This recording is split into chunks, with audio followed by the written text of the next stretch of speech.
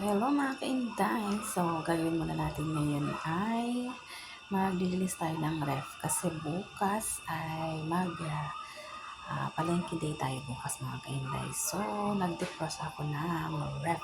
Hinugot ko na yan sa saksakan mga kainday. So, ayan na siya. Wala nang laman ng ating ref. Baka naman, sino ang mayroong excess dyan mga kainday. Charot. Ayan.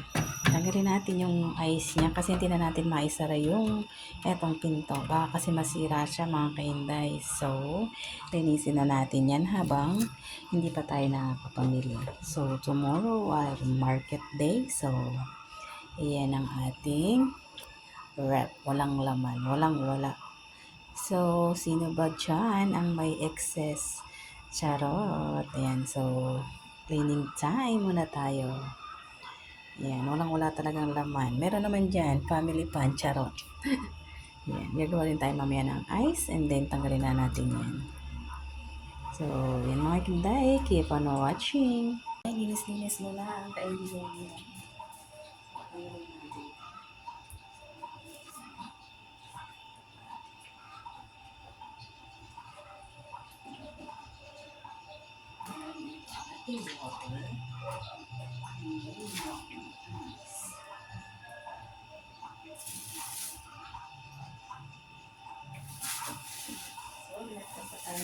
Hotdog and then where are you leaving?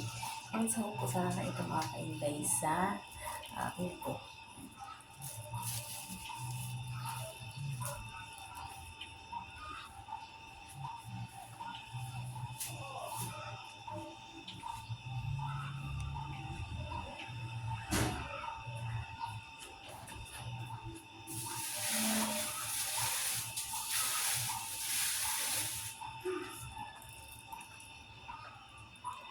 So, ayun mga kainday. So, nilalagyan ko siya ng plastic para madaling matanggal yung kanyang ice. Yan. Tapon na natin ito. Yan. So, yan. Gusto ko itong matanggal. Yung gilid na yan na yellow.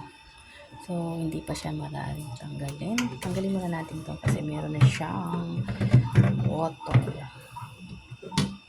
So, yan. Tjan, tjararan, tjan, tjaran, water. Yan. Nalagyan siya natin ulit dito. Yan. Guys, linis muna ako ng aking wrap. So, thank you for watching. Maraming salamat sa support.